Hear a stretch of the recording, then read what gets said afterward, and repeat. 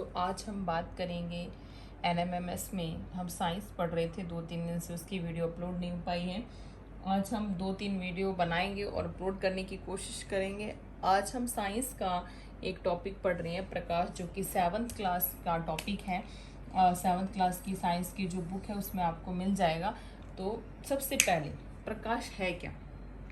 अब देखिए, अब कोई भी एक उदाहरण देखते हैं। जैसे टेबल है, एक टेबल पर हम क्या करें, एक मोमबत्ती जलाते हैं।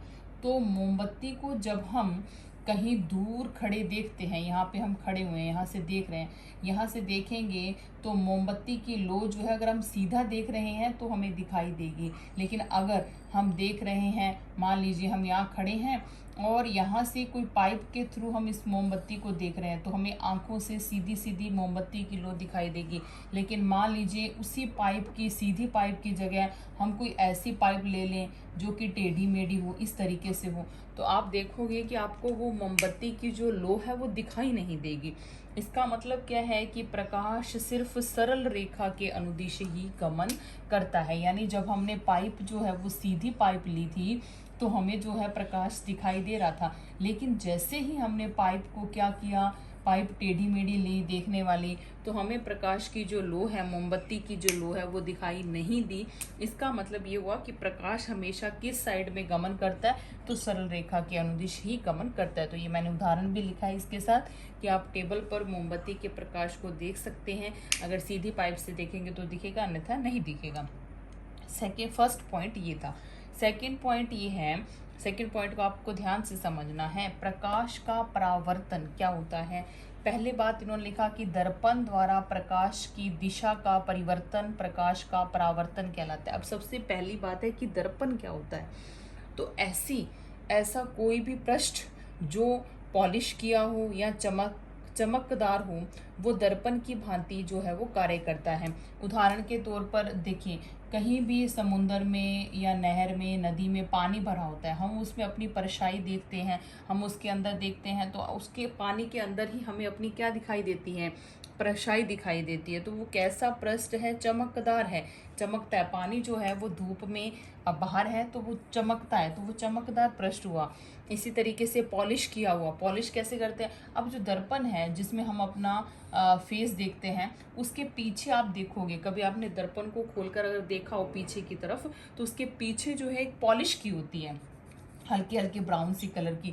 तो वो पॉलिश किया हुआ पृष्ठ है, तो वो किसकी भांति कार्य करेगा, दर्पण की भांति कार्य करता है। एक्चुअली में दर्पण जो है वो कांच है, एक कांच से बना होता है ना, तो कांच के पीछे क्या कर दी जाती है, एक पॉलिश कर दी जाती है। जब कांच के पीछे वो पॉलिश हो जाती है तो वो आर पार दिखाई नहीं देने की बजाय एक दर्पण की भांति कार्य करता है।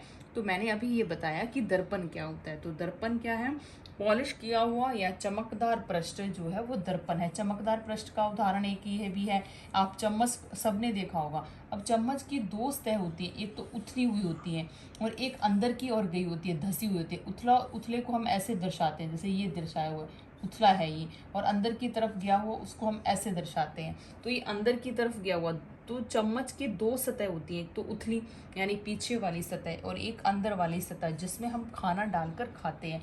तो दो सतह होती हैं और चम्मच जो है एक चमकदार वस्तु है, पृष्ठ, तो उसका पृष्ठ जो है वो दर्पण की भांति कार्य करता है। आपने देखा होगा चम्मच ऐसे करके, कभी देखना, तो उसमें आपको अपनी ही तस्वीर दिखाई देगी। एक तरफ तस्वीर जो है वो छोटी दिखाई देती है, एक तरफ बड़े दिखाई देती है। उसकी बात हम नेक्स्ट करेंगे आगे कि वो क्यों दिखाई देती है, ठीक है।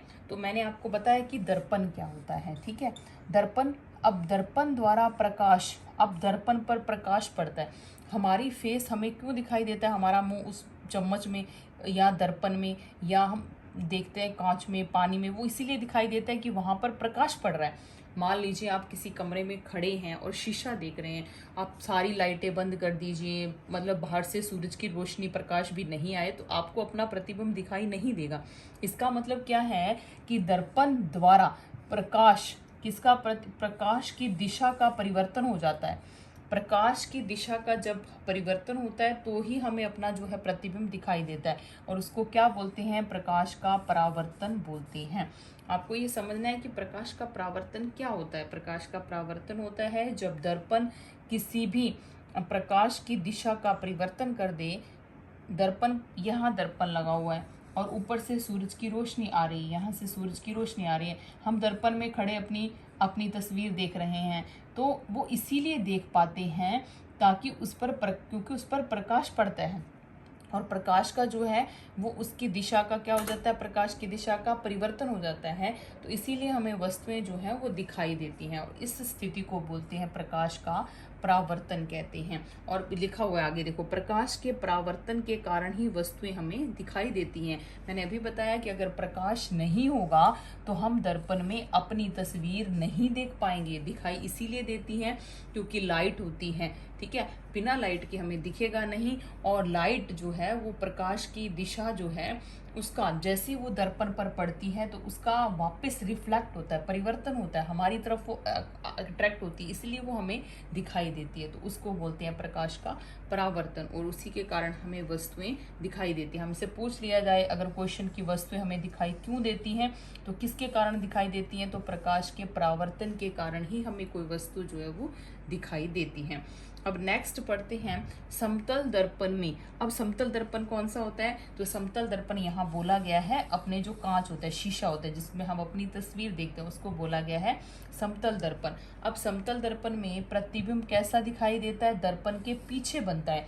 हमें अगर हम यहाँ खड़े हैं और अपनी तस्वीर देख रहे हैं तो हमें यूं लगेगा कि हमारी जो फोटो बन रही है वो इसके कहीं पीछे बन रही है। मतलब मान लीजिए ये दर्पण है, अब इस दर्पण में हम अपनी तस्वीर देख रहे हैं, तो हम उसमें देखते हैं तो हमारी तस्वीर कैसी दिखाई देती है, ऐसे लगता है कि हमारी तस्वीर उस दर्पण के पीछे बन रही है। तो हम दर्पण में प्रतिबिंब हमेशा कहाँ बनता है, पीछे बनता है। कहाँ बनता है, पीछे बनता है। ये भी पूछा जा सकता है, समतल दर्पण में प्रतिबिंब हमें पीछे बनता हुआ दिखाई देता है, और प्रतिबिंब हमेशा कैसा दिखाई देता है, सीधा सीधा दिखाई देता है। कैसा दिखाई देता है, सीधा, मतलब हम सीधे खड़े हैं तो दर्पण में सीधे ही दिखाई देंगे, उल्टे खड़े हो जाएं तो उल्टे ही दिखाई देंगे, तो इसका मतलब ये हुआ। तो प्रतिबिंब हमेशा कैसा दिखाई देता है, सीधा। कौन से दर्पण में, समतल दर्पण में। और बिंब के समान माप दिखाई देता है, यानी हम जितने बड़े हैं हमारी हाइट उतनी ही दर्पण में दिखेगी। बच्चा है, एक बच्चा अपनी तस्वीर देख रहा है दर्पण में तो उसको उतनी ही दिखेगी, बड़ा देख रहा है तो बड़ी दिखेगी। यानी जो समतल दर्पण है उसमें हमारा प्रतिबिंब कैसा दिखाई देता है, बिंब के समान। बिंब कौन हुआ, जैसे हम हैं अपना प्रतिबिंब देख रहे हैं तो बिंब हम हुए और प्रतिबिंब हमारा ही बनेगा ना। तो बिंब यहाँ बोला गया उस वस्तु को जिसकी हम परछाई देख रहे हैं, तो बिंब के समान ही प्रतिबिंब बनता है, ठीक है। और दर्पण से प्रतिबिंब की दूरी दर्पण से बिंब की दूरी के बराबर होती है। प्रतिबिंब यानी जो हमारी छाया बन रही है, और बिंब यानी हम खुद। तो हम दर्पण से जितना दूर होते जाएंगे, मान लीजिए यहाँ दर्पण लगा, अगर हम यहाँ खड़े हैं तो हमारी जो तस्वीर दर्पण में बनेगी वो उतनी ही दूर हमें प्रतीत होगी, और हम ज़्यादा दूर जाएंगे तो भी उसकी जो डिस्टेंस है वो दर्पण में उतनी ही नजर आएगी। और आप इस प्रैक्टिकल को खुद अपना जो प्रतिबिंब है वो दर्पण में देखकर कर सकते हैं। तो इसमें क्वेश्चन क्या पूछा जा सकता है, तो इसमें यही क्वेश्चन पूछा जा सकता है कि समतल दर्पण में प्रतिबिंब कहाँ बनता है, तो पीछे बनता है। कैसा बनता है, सीधा बनता है, और बिंब के हमेशा समान माप का बनता है, और बराबर जो है वो दूरी के ऊपर बनता है। बिंब की दूरी जो है वो दर्पण से वो प्रतिबिंब की दूरी के क्या होती है, बराबर होती है। तो ये क्वेश्चन पूछा जा सकता है, और इसको हम ट्राई भी कर सकते हैं। आप एक मोमबत्ती रखकर भी ट्राई कर सकते हैं। मोमबत्ती रखी हुई है, आप उसका प्रतिबिंब दर्पण में देखिए, तो आप जैसे जैसे मोमबत्ती को दूर लेके जाएंगे वैसे वैसे हमें प्रतीत होगा कि दर्पण से उसकी जो दूरी है वो बढ़ती जा रही है।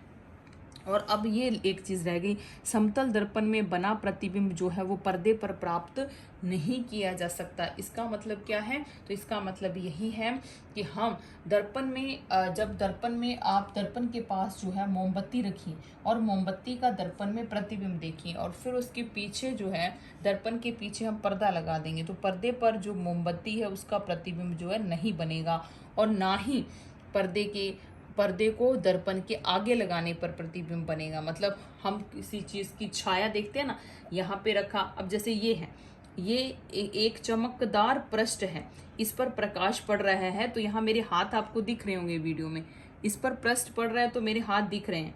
अब मेरे हाथ जो हैं वो इसके पास जा रहे हैं तो पास बनता हुआ प्रतीत हो रहा है, और दूर जा रहे हैं तो दूर जाता हुआ प्रतीत हो रहा है।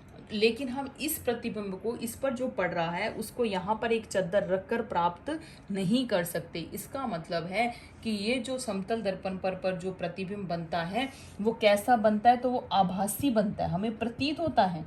आभासी का मतलब होता है आभास होना सिर्फ, तो उसका हमें आभास होता है।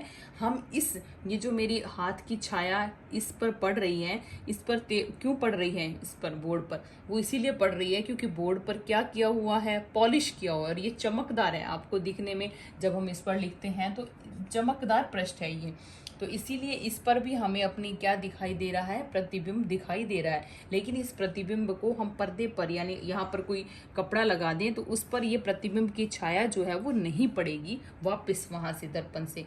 इसीलिए हमारा जो समतल दर्पण में प्रतिबिंब बनता है वो कैसा बनता है, तो वो आभासी बनता है। अब आपसे पूछा जा सकता है कि समतल दर्पण में प्रतिबिंब आभासी बनता है, हाँ या ना, तो बनता है। समतल दर्पण में प्रतिबिंब पीछे की तरफ बनता हुआ प्रतीत होता है या बनता है, यस बनता है। सीधा बनता है, हाँ बनता है। बिंब के समान माप का बनता है, तो बनता है। और प्रतिबिंब की दूरी और बिंब की दूरी आपस में क्या होती हैं, बराबर होती हैं, तो बराबर यस होती हैं। तो इस तरीके का जो क्वेश्चन है पूछा जा सकता है। और नेक्स्ट जो इसके रिलेटेड क्वेश्चंस हैं या बातें हैं वो आपको नेक्स्ट वीडियो में बताएंगे। धन्यवाद।